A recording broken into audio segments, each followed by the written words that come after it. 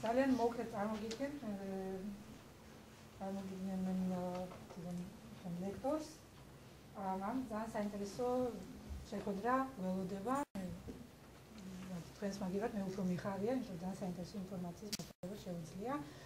მარტინ იანსენი არის ეკონომიკისა და ფინანსების პროფესორი ცურიხის უნივერსიტეტიდან და გარდა ამისა არის საკმაოდ მნიშვნელოვანი აქტიურ ბიზნესშიც დაკავებული.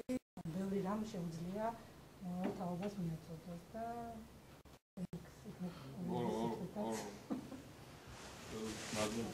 მოგდით ორი სიტყვით ვეთქვით და მე თითოეულ შეგვიძლია ალბათ თვითონ გითხოთ. ჩამოსული არის საქართველოში რომ გავაცნოთ ჩვენი ქვეყანა, რა საშუალებები არის სხვადასხვა პროექტების განხორციელებაში, თითქმის ეკონომიკური ნაწილი აღმოსავლეთიდან დასავლეთით მიმართულებით, ხვალ მიკლავს კახეთში, პროექტებს ვიხილავთ, უბრალოდ ჩვენს ჰოლდინგთან ერთად. მარტინი იანსენი არის 25 წელი დაახლოებით ასწავლის 10,000 სტუდენტი გაზრდილი, მათ შორის მეც რო ვიყავი შვეიცარიის უნივერსიტეტში, ბევრი ჩემი მეგობარიც მარტინ იანსენის გაზრდილი არის, დღეს ძალიან ბევრი წარმატებული ახალგაზრდა ბიზნესმენები. ჩემი ლექტორი არ ყოფილა Swiss Banking School-ში, უბრალოდ მე სადაც ვსწავლობდი, იქაც რაღაც დიდი შეხედვები ჰქონდა. და არის ასევე ფინანსური 100%-იანი დამფუძნებელი, სადაც დაახლოებით 6 კომპანია არის, რომელიც მართავს სხვადასხვა ფონდებს, ასევე სხვადასხვა საპენსიო ფონდებს, საპენსიო ფონდებს. გარდა ამისა და დაახლოებით შვეიცარიის ბირჟის მის ინდექსების ერთ-ერთი 12-15 წელი ამის კონტრაქტი ჰქონდა შვეიცარიის ბირჟის ამ კომპანიას. არის ერთ-ერთი ყველაზე წარმატებული საქმიანობა არის სოფტვერების ფლობელი არ თვითონ, რომელიც სადაზღვეო და ბანკებს ემსახურება. დაახლოებით კონსულტაციო კომპანია, თქვათ, შვილი ბანკების და ინვესტიციო ფონდების კონსალტინგს აკეთებს დაახლოებით 80 მილიარდი შვეიცარიული ფრანკის და მილიარდი ფრანკის. არის 4 საპენსიო ფონდი, რომელსაც უშუალოდ თვითონ მართავს. 1000 კომპანია არის საშუალო და მცირე ამას შესული და გარდა ამის ცალკე კომპანია არის, რომელიც უკვე მსხვილ ინსტიტუტს საფინანსო ინსტიტუტებს რჩევებს სადა განათავსონ თანხები. არის ძალიან გავლენიანი ადამიანი, ძალიან დიდი ნდობა აქვს შვეიცარიაში და ყველაზე დიდი პრობლემა რაც აქვს ჩვენ ჩავდივართ შვეიცარიაში, იქნება წყობილებში, ვაკეთებთ პრეზენტაციებს და დაჯერება ძალიან რთულად ხდება, რომ ჩვენ ქვეყანაში შეიძლება თანხის ჩადება. ჯერჯერობით რაც ახლა უკვე შეუყვეთა ერთ-ერთმა ყველაზე დიდმა გამომცემლობამ, ესეთმა რომ ჩავა საქართველოზე პოზიტიურ სტატიას დაწერს, ესე ქვია უკვე სტატია სხვა საქართველო, რომ იქ ძალიან საფაროდ ცუდად მოგვიხსენიებენ და არავის აქეთ გამოხედვა არ აქვს. ჩემი მიზანი რაც არის, არა მარტო თქვათ უშუალოდ ჩემ ჰოლდინგში, არამედ საერთოდ საქართველოში ბევრად მეტი ფული ჩაიდება შვეიცარიიდან, თუ ესეთმა ხალხმა დაგვიჭირა მხარი. ამიტომ ეს ვერგებეშტი თქვენ ჰოლდინგს რა ქვია? თქვენი არის მარგებელი, რომელიც არის სხვადასხვა ნაბეღლავი და სხვადასხვა პროექტების ფლობელი არის ქართულ შვეიცარიული. იმედი გვაქვს, რომ მომავალ წელსაც გვაქვს 4-5 პროექტი, რომელიც არის დაშვებული, უკვე ზოგი დამუშავების პროცესში, ზოგი უკვე ბოლო სტადიაში მიდის და იმედი გვაქვს, რომ რაღაცას ჩვენც ერთობლივადაც მოვახერხებთ. ახლა თხოვოთ ბატონ მარტინს. ახლა ეს მოხსენება, რომ როგორც ჩვენ ISM-დან წავიდა შეგვეთა, არის შვეიცარიის თვითონ ქვეყანაზე ზოგადი დემოკრატია იქ როგორ არა. მე გირჩევთ, რომ ამ თავის ახსნას რომ მორჩება, აი ფინანსები იქნება თუ რაღაცა, ძალიან დიდი გამოცდილება აქვს და ბიუჯეტი გაინტერესებს შვეიცარიის თუ ეკონომიკა როგორ ფუნქციონირებს, ყველაფერი კითხვები დაუსვათ. Can we get das du auch so viel viele Fragen bekommst? Ja. Danke. Okay, thank you for the introduction. happily there are a few English words, so I somehow can follow what you said. So, thank you that I can be here. Thank you that you are all here. I was asked to give you a presentation on the political system, the economic order, and last night I thought I should tell you something on the educational system we have in Switzerland. So last night I spent doing that presentation.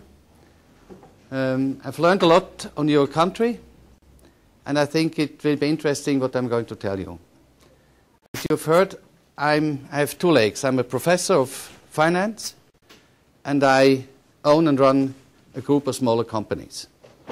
It's about 25% of my time is university, and the rest, I told that the vice rector, 200% is my company.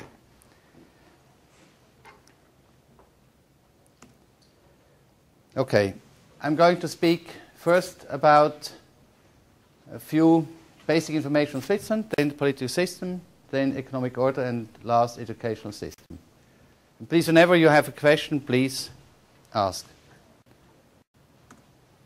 First, Switzerland is a country that is in Europe. You probably know that.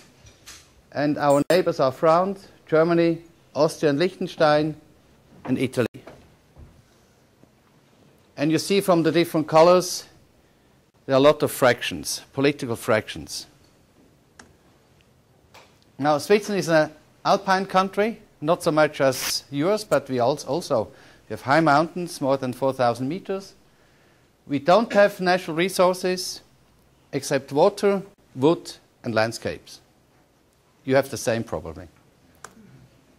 We have a strong logistical situation in the heart of the European Union. If Italy would like to cooperate with Germany, they have to go through Switzerland. And the transportation of electricity mainly goes through Switzerland. Our economy is fairly diversified, and our economy is, I would say, not absolutely liberal, but fairly liberal. We have a high standard of living.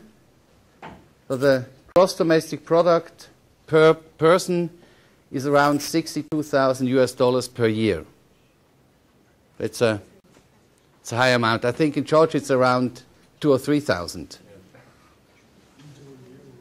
But you count differently than we count.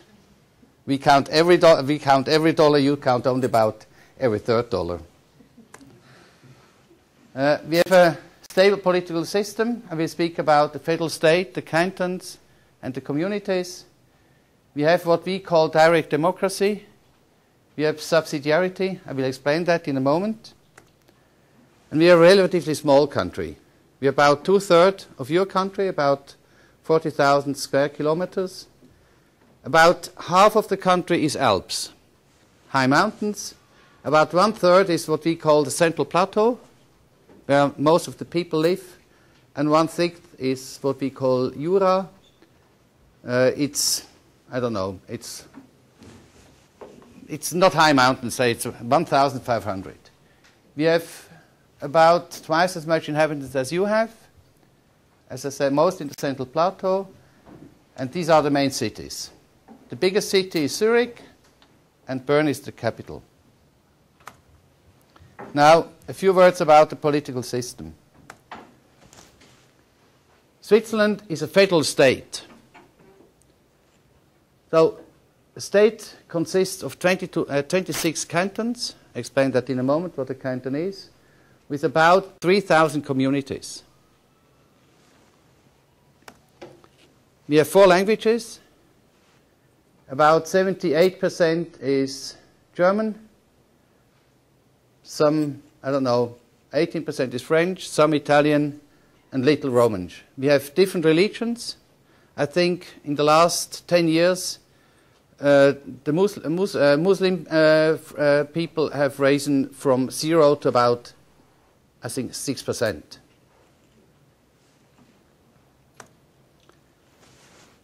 We have federalism with direct democracy, as I said, subsidiarity, capital is Bern.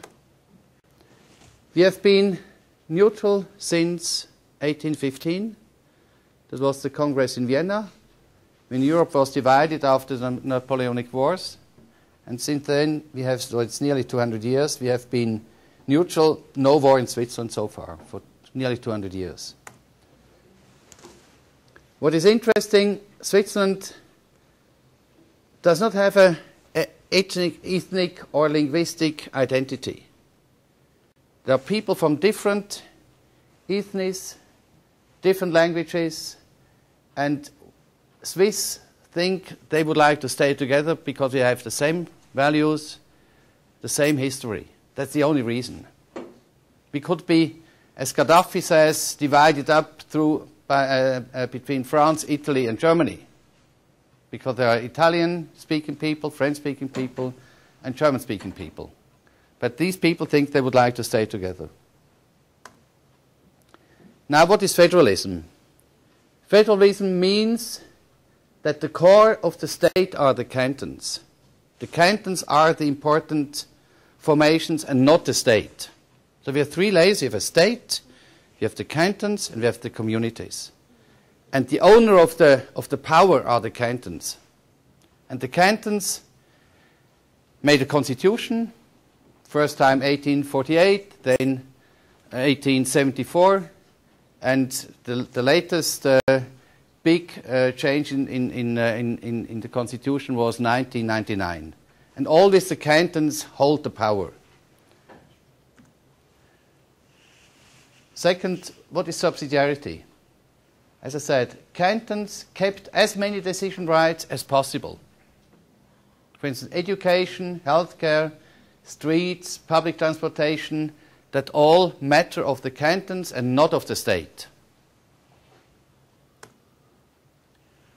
Only those things are delegated to the state that can only be done by the state, by the federal state. Military, the common law, the penal law, foreign policy, that's the matter of the state, the federal state. And the cantons, who are the holder of the power, delegate as much down to the communities, like education, like hospitals, community streets, police. That's not with the federal state. Federal state has only a very small police force. The cantons do have police forces, but not so important. The important ones are on the community level. Where does the tax system? That's a good question because I think it's the next point. One more second. So decisions are generally taken on the lowest possible level. And subsidiarity implies the right to levy taxes. So every layer can levy taxes and fees. And so of course there are different fees, but for instance, the fees for the cars, it's done on the canton level because it's canton streets mainly. And VAT is only on the federal level.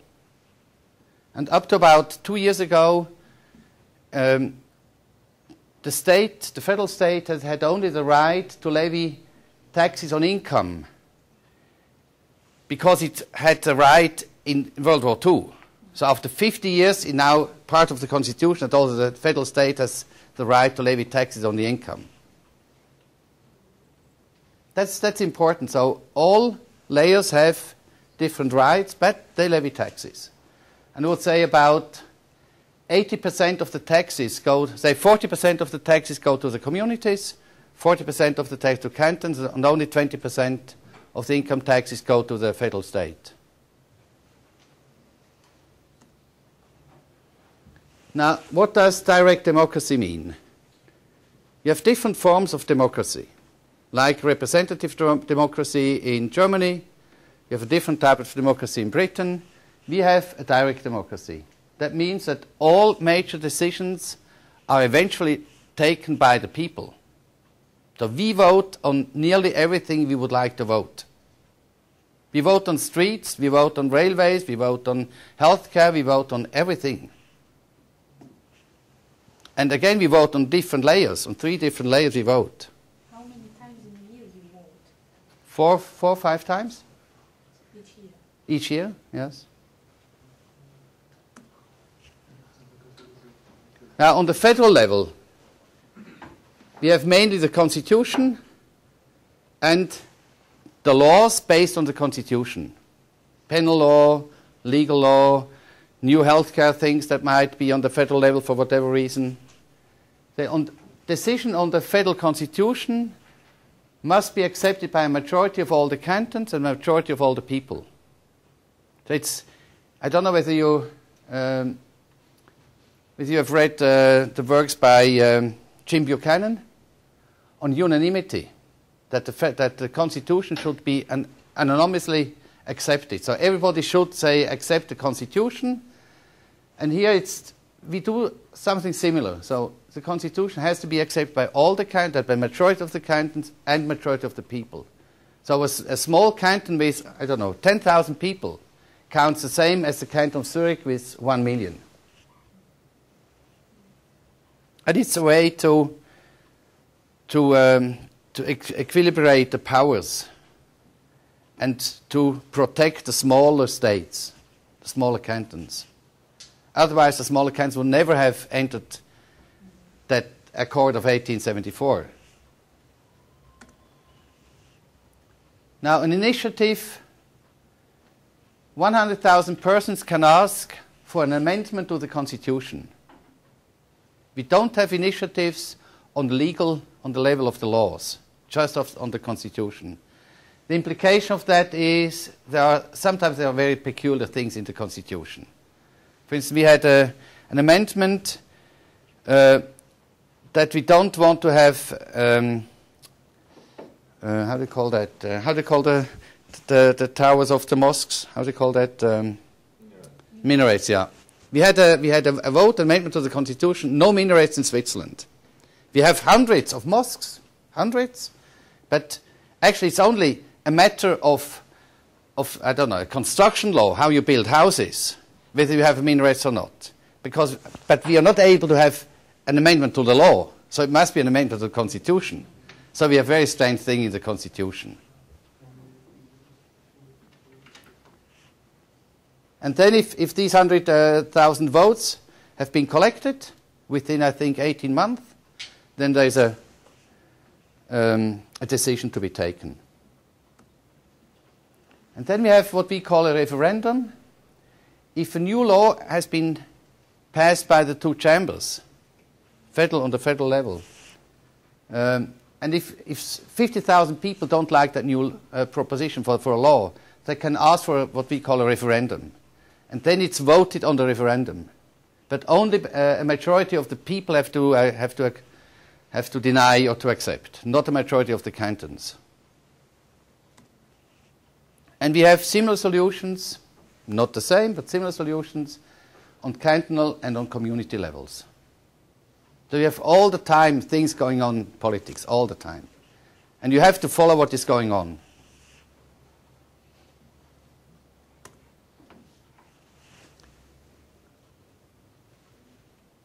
Each political level has its own separation of powers. So we have a government on every level. So you have federal government, we have 26 cantonal governments, and every community has its own government. Every community. And we have a parliament on every level. So every community has a small parliament. So we go to a meeting, a town hall meeting, I don't know, 3-4 times a year. And we vote on the budget, we vote on, I don't know, new streets, things like that. And we have a fairly complex court system, also 3-level court system. But here the communities are taken together. About, I don't know, in my region, about 50 communities form a legal assembly somehow. On the federal level, we have 7 ministers. And our president is president for 1 year. the second year or next year comes the next one. So it's alternating all the time. One after the other is president for 1 year. Normally, Swiss people do not know who is president, normally. How many times president do you be? Forever. Yeah. There can be ministers as long as they are re-elected. They have to be re-elected all 4 years. And it happened in the last 50 years, only 2 persons were not re-elected. So normally it's up to the minister to decide whether to step back or not. And there are ministers who have been president 3 times. That happens. It is normal. It is with the elections, president change. Again? With the elections, people election. Yeah. So people elect the representatives in the 2 chambers, and so it's like in the United States Senate and the House of Representatives. It's the same or similar, and these representatives vote, select the ministers. So president one after the other, alternating according to the age, how long they've been in the government. So nobody, he has to be elected, yes, also by the parliament. But it never happened that a president who was, when it was his or her turn, that he was not elected. It never happened. So Who decides who has the term? it's depending on The schedule? Or it's depending on the stay, the duration of the stay in the government. So the oldest who has not yet been president becomes president. I mean the oldest, the one who has been longest in the government. And of course, what is important, the president is not a powerful person. Yeah, it's not a powerful person. He represents the country for 1 year. That's it. he's even not the CEO. He's not the CEO. No, he's not the CEO. How many times can the president be Re-elected? Yes. Forever. Forever. The oldest one now has been in government for about, I think, 15 or 16 years. And he will be elected president next year, the 3rd time. What are the major responsibilities of the president? Just representing the country outside. Nothing else. The And he leads. Just like a spokesperson. He's a spokesperson. Yeah. And he leads they have a weekly meeting on Wednesdays morning, and he heads this meeting. That's it. That's it. And he has always his own department. And he has a good salary. It doesn't change. Salary is the same as that of all. Yes, I don't know. Some 5% increase, probably. And the salary is about, I don't know, 5% of that of a bank director. No, it's a normal salary. Okay, in the legislature, we have a 2-chamber system, one representing the cantons and the other one representing the population. It's part-time jobs. It's about, I would say, 25 or 30% of your time, you're a member of parliament. It's not a 100% job. And you get paid about, I would say, 25% of what the professor gets. And then we have 3 federal courts: Social Security, Administrative Court, and a court for criminal and private law. I have one question. What is the age of this political system for Switzerland? I mean, when it was established, like I think it started in 1874. And in the first years, we had just members from one party, the Liberal Party. And I think then, sometimes early 20th century, we had members of a second party, and middle of the century, members of the Socialist Party. And today we have 7 members from 4 different parties.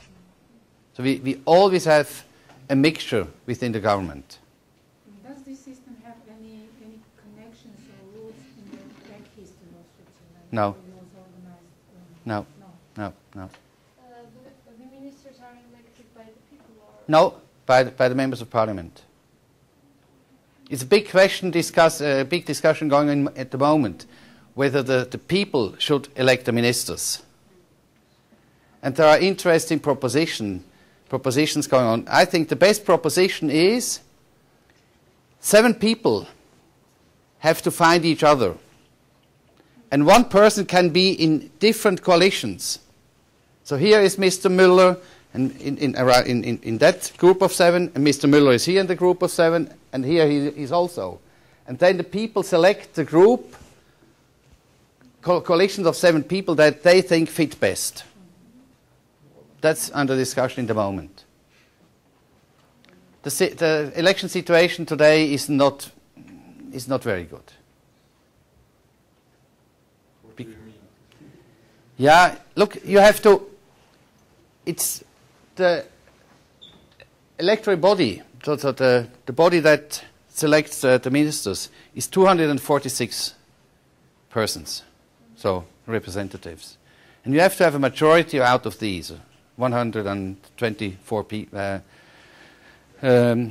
representatives. It's not so easy to find 124 representatives for a person who is not very popular and is you normally don't get hard fighters, you don't get reformers. It's absolutely impossible to have such a government like you have. I met a few of ministers. I always thought, oh, good heaven, if we had your ministers, it would be so nice. Now we have normally elder men and the very, I don't know, conservative in their own way. They might be socialists, but conservative socialists, conservative whatever. Nothing changes. No, that's... Yeah, would be nice, would be nice. So your ministers go after 2 years, like Mr. Svimonishvili. Ours go after 15 years. And then we have similar solutions on cantonal and community levels, but we have only one parliament. So it's not allowed to have 2 chambers on a cantonal level. That's not allowed by the Constitution. And the smaller communities don't have a permanent parliament. They have town hall meetings. But city of Zurich, city of Bern, city of Lausanne all have parliament themselves. So the city, the canton, and the federal state. Okay. A few words about the economic order. We have a well-functioning market economy with private ownership, freedom of contract, and I say with a few black spots. I'll speak about the black spots in a moment. We have a very flexible labor market. I saw a thing on the wall at this side that you have the most free labor market in the world. Might be. Ours is not bad either. What is interesting, ours is much more flexible than the one in the European countries, and our unemployment rate is less than 50% of the employment rate in the surrounding countries. Europe at the moment has an average of 10, 12, 14%. We have 4%. And our maximum is the minimum of the others. In the Constitution it says we do have economic freedom. And only as an exception, economic freedom does not hold. Only as an exception.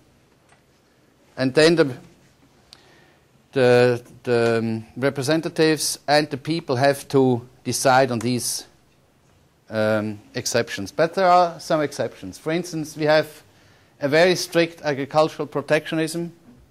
Very strict. I think it's a big mistake, but we do have it.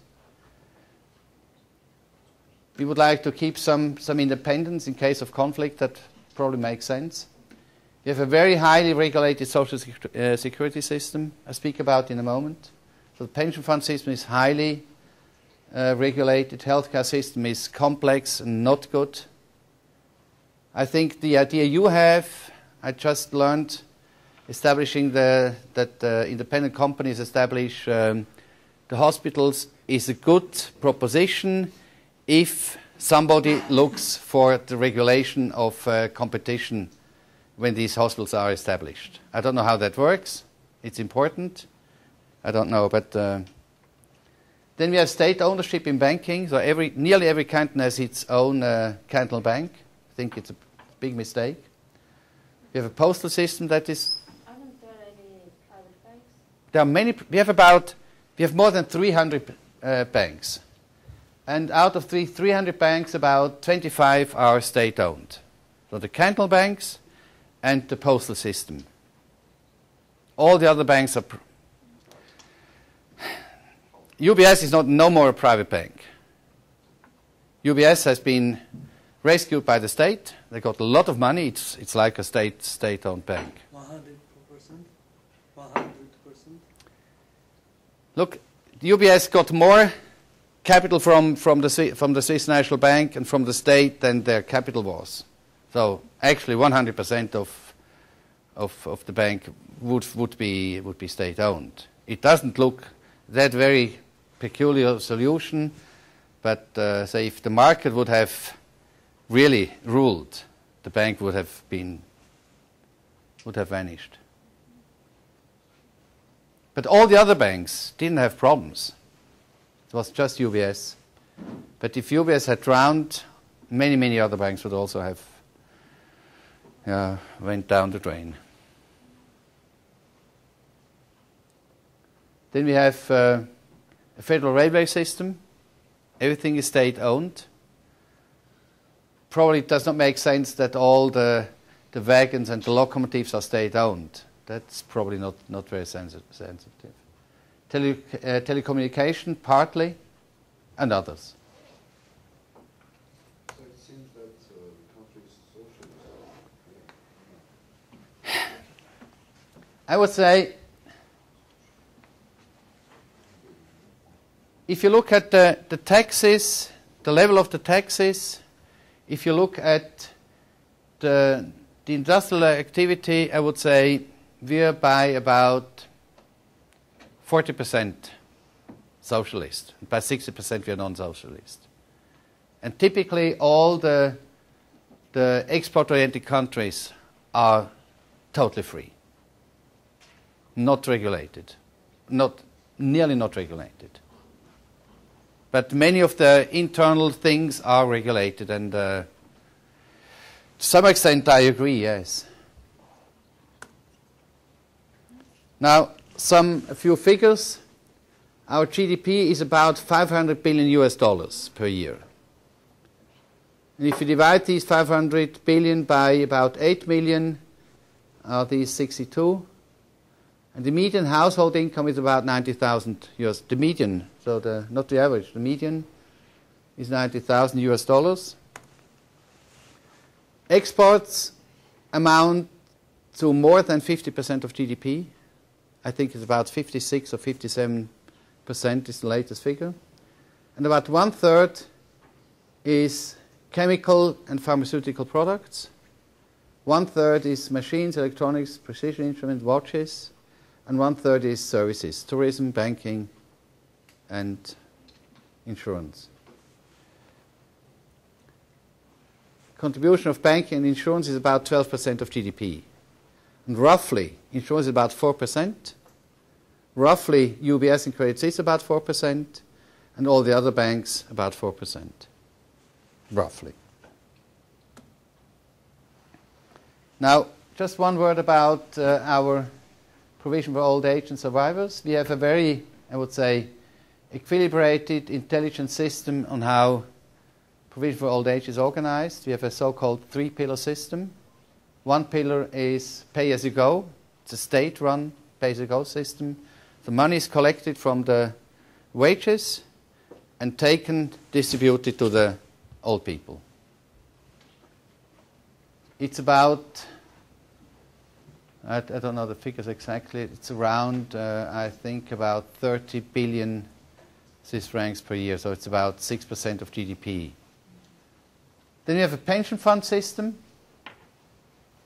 equal principle for all employees, so it's no special solution for state employees or teachers, so it's one solution for all employees.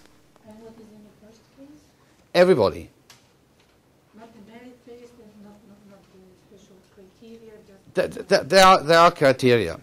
The main criteria is the duration of payment. That's the main criteria. And if you pay during your whole lifetime or make contribution based on wages or however, then you have a fair chance to get the maximum. The maximum is about $2,000 per month. That's the maximum. And the minimum with 40 years and low wage is about, I think, about $1,500. That's the minimum. But if you pay only half of your time, 20 years, then it's reduced by 50%.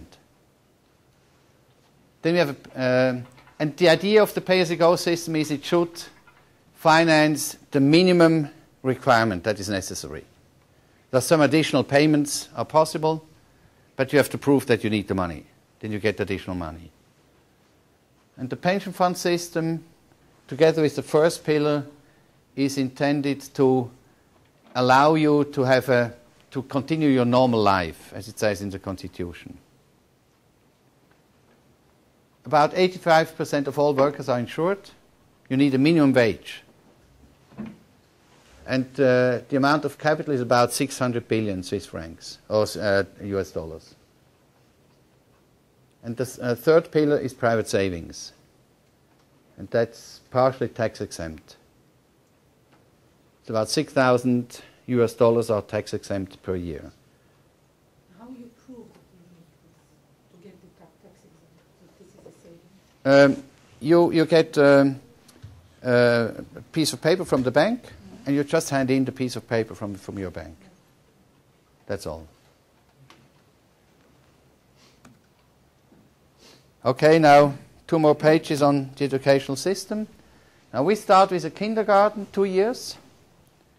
And then we have elementary school, 6 years, 3 plus 3. And when starts the kindergarten? At age 5 normally. At age 5 and 6, you're in the kindergarten. At 7 you start school, and then you go to elementary school for 6 years. So you're about 13 when you leave school. And what is the 3 plus 3? It's called lower level, intermediate level, and upper level. The next one is called, I don't know. It's 3 per 3. Actually, it's 6 years.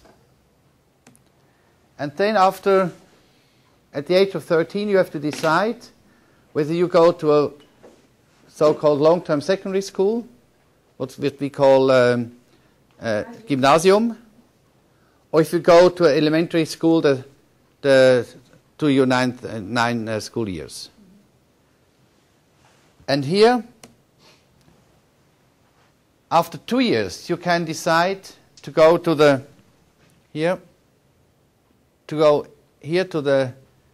secondary school that is very similar to this one here. Yeah, okay. So here if you have 2 years, you can switch over here, and you end up at the same with the maturity. Or after 3 years, you start your apprenticeship. And about 80% or 70, nearly 80% start here. And about 20% start over there. It depends what track go you through apprenticeship. Up to now, only this track, up to now. What is important, if you look at Europe, the unemployment rate of young people at the age 20 is in Switzerland about 1/3, 1/4 of other European countries. I think that's the most important thing here. Yeah, that's the most important thing. But what is also important, so here you go to university. Different things, bachelor, doctorate, between 3 and 7 years. What is important, you can do here, go to a technical college, that's possible. And you can always go to university from technical college. Is the technical college similar to Fachhochschule? It's Fachhochschule. Yeah, it's Fachhochschule. Exactly. So it's a very open system From everywhere you can reach university if you would like to, from everywhere. You can start at the age of 40, you can start what we call maturity school, and for 3 years and then go to university. You can always make an exam to enter the university directly, always, anytime. So you don't need to follow these courses. If you apply to university, if you pass the test, you accept it. What happens after apprenticeship? I mean, do the graduates of apprenticeship get some certificate? Yes, they get a certificate. It's a federal certificate. Yeah. And there's a list of approved professions. And did Switzerland accept for the ECTS credits? Yes, yes, that's also ECTS. Here, that's ECTS. That I don't know. That I don't know. Here, yes. Here, yes. Here, I don't know. You can start working after apprenticeship. Yes, yes. You're 20, you start working.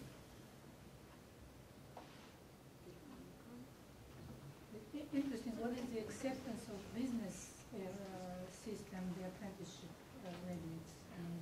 graduates? The apprenticeship is, what is interesting, normally apprenticeship consists of 3.5 or even 4 days working and 1 to 1.5 days school.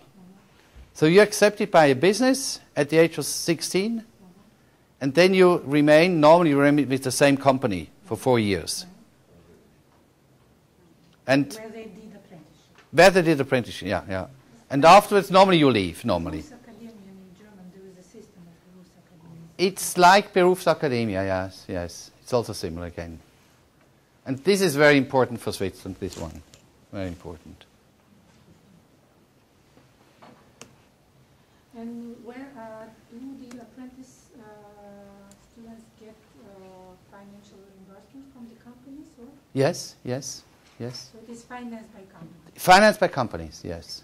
At what age you can get the university? 18 is normal. It's the lowest age. I started at 20, for instance. My daughter started at 19. So there are students at 18. That happens. Pardon? Me? In Georgia at 16. The problem is we don't understand the problems if you're 16. That's the problem. Doesn't make sense. Doesn't make sense. Yeah. Approximately, how much is tuition fee in universities? Tuition is very low. Tuition today in Zurich is 1,000 Swiss francs, 1,000 US dollars, plus minus. And the costs are about, in the medical faculty, the costs per year about 50,000. And in the economic faculty, about 20,000. So you pay between 2% and 5% of the cost, between 1% and 5% of the cost. Then all the people who never see a university from inside pay for the students. I don't think that's a very good solution. It's not the case of IMD Lausanne. No, IMD Lausanne, that's a different thing. It's here. Over there, Yeah, here or even there. Yeah, and they are quite high prices, quite expensive. 80,000, 100,000. Yeah. I'm in favor of the US system. So if you're good, you get free tuition, you get money from the government, but you have to pay. That normally makes sense. Then you have students who really think, do I want to study? Yes or no. Now you have a lot of students who just go to university and spend their time and never finish. But our system is much better than say, if you look at the German system. They have about 3 times as many students as we have, or at least double. They're also introducing payment. They're introducing payment, yeah. Very slowly. Okay. The school system is very diverse, especially at the lower levels. As I said, the authority for school matters is with the cantons and the communities. So it's very diverse. We have these technical colleges, technische Hochschulen, or Fachhochschulen. We call them Hochschule today, yeah. We have, I think, 1, 2, 3, 4, 5, 6, 7, 8, 9, 10, 11 cantonal universities, and we have 2 federal schools. ETH in Zurich, ETH in Lausanne. ETH in Lausanne is called EPFL.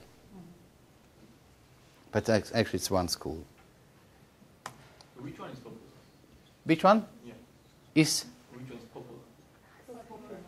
popular? Yeah. In what sense popular? I mean,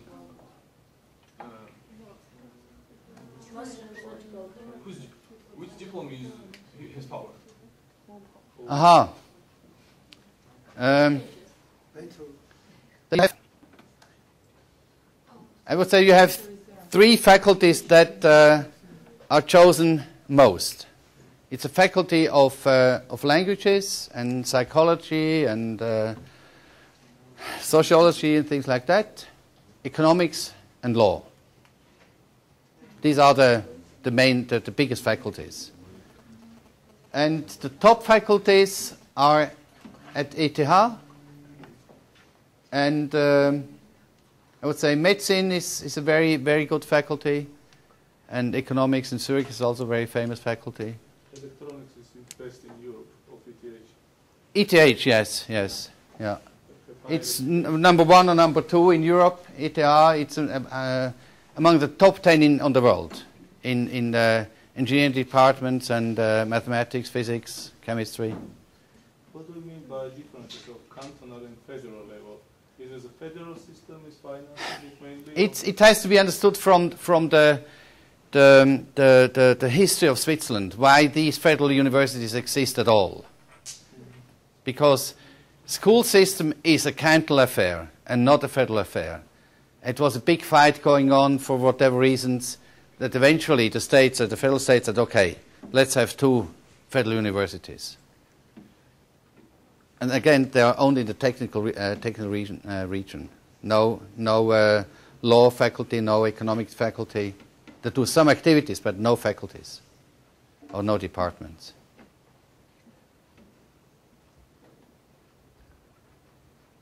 Okay. That was it.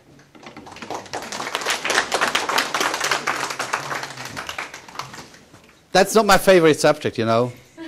So normally I don't speak about that.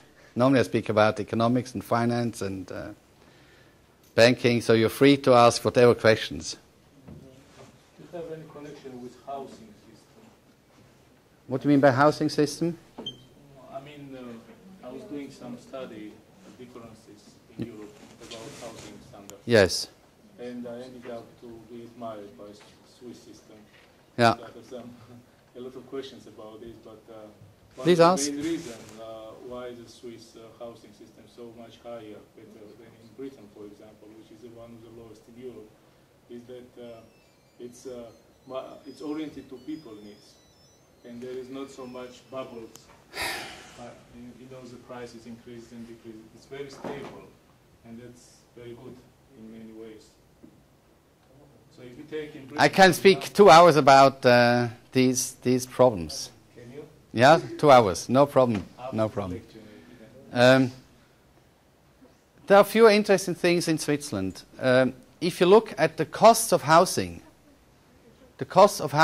as a fraction of income is very high in Switzerland. So we spend a lot on housing. If you look at the regulation on housing, they're huge. They're 100 times bigger than you don't have any regulation on housing. Our situation on housing is terrible. If you build a house, it's a terrible situation. You spend a lot of money, a lot of time for absolute nonsense. Really, that's the second thing. The third thing is the transaction cost to buy and sell houses is very high in Switzerland. And that's probably the reason why only about 30% of all Swiss own a house. 70% is owned by companies, for instance, insurance companies.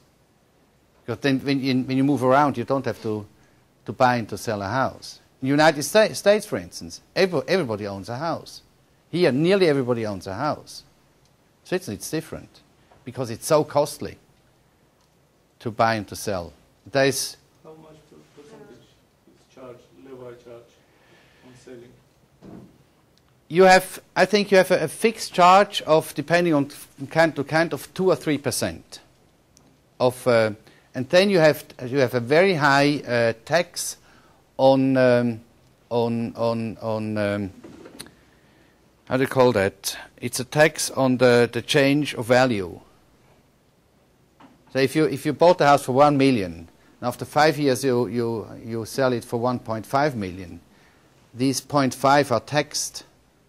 But the problem is, if you move to a different location, the house price has also risen from 1 million to 1.5. We have 12% difference in Georgia now. 12% on what? 12% of difference if you are selling higher price. Oh no, we have about 40%. 40%, yeah. Depends on the period you owned the house. After about 30 years of ownership, it's nearly nothing. But after 2 years, it's about 40%. So person simply Pardon? 40%, yeah? Again? Person simply loses 40%. 40%. You say, assume a situation, you own a house, you bought it for 1 million. You can't buy another. You can't buy another house.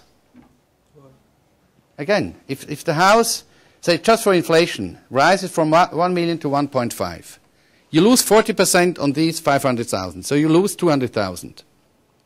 You're left with 1.3 million.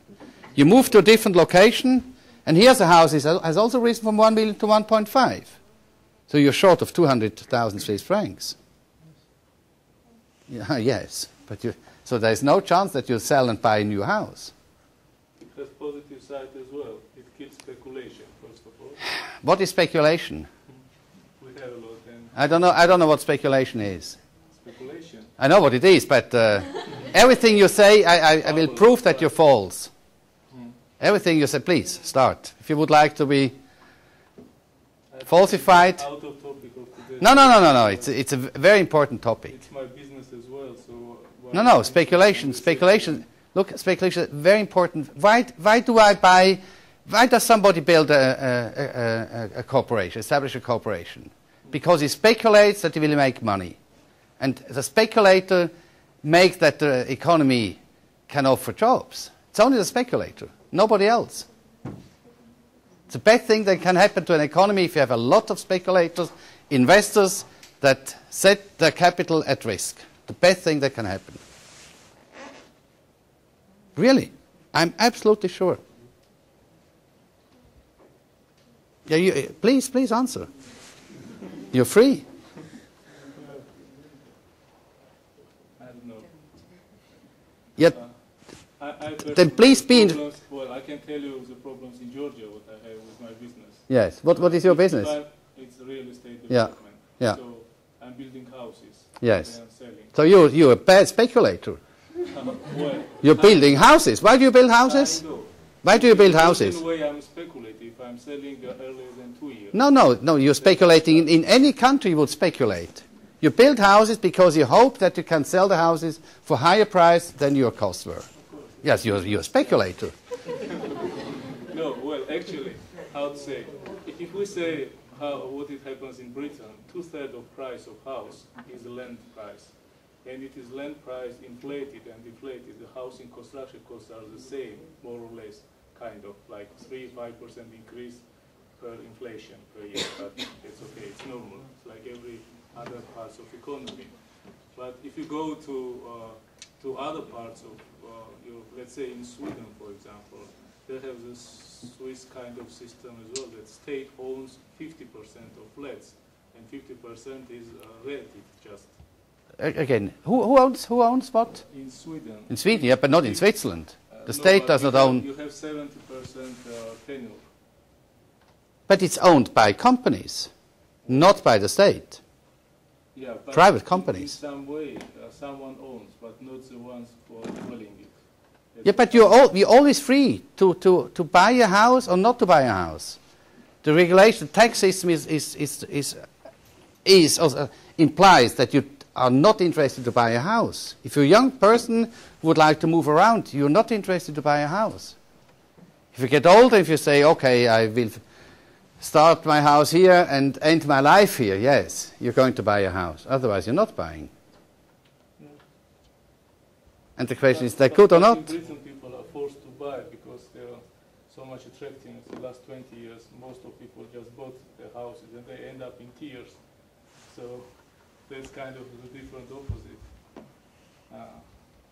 It's bad. They have smallest flats, smallest houses in Europe, British, and the one is the most expensive. So there's a tragedy of market. What is the tragedy exactly? The tragedy is they pay too much for too little. That's it. What does that mean? What does it mean? It means that everyone pays more. No. Look. Whenever you buy a thing, Yeah. you buy it today. You make a forecast, and you say, okay, I pay, I don't know, 100 because the value I buy is expected to be more than 100. That's the reason why you buy. Otherwise, you wouldn't buy. There's some And- other things also when you're buying in Britain, for example. it's Yeah, prestige, wait. That's voting. first half of the argument. Yeah. At the beginning, you pay 100 because you think you buy something that has a higher value than 100. Otherwise, you wouldn't buy. And then at the end, if you realize that you pay too much, yes. You So just what? walk away and you So lose what? money. The interesting thing is that the market system is the only system that works that on average you don't pay too much. In some cases you pay too much. And there are bubbles, yes, I agree. But there are no bubbles in Switzerland. That's what I like. That's not true. Maybe I was That's not true. Just wrongly. That's not true. We had Last time I was in Zurich. for No, that's example. not true. Wait, it's not true. Between 1991 and 1993, the Swiss banks lost more than we lost in the last crisis. More, just in the housing market. So I'm becoming a student of you next year. Yeah, and I'm perfect. going to learn what is reality. Yeah. The reality, we had a big trouble in the early 90s. Big troubles. And the Swiss bank side, it will never happen again. We learned so much in the collateralizing of housing. Never again. The next crisis, housing again. Not in Switzerland, but in the United States. Of course.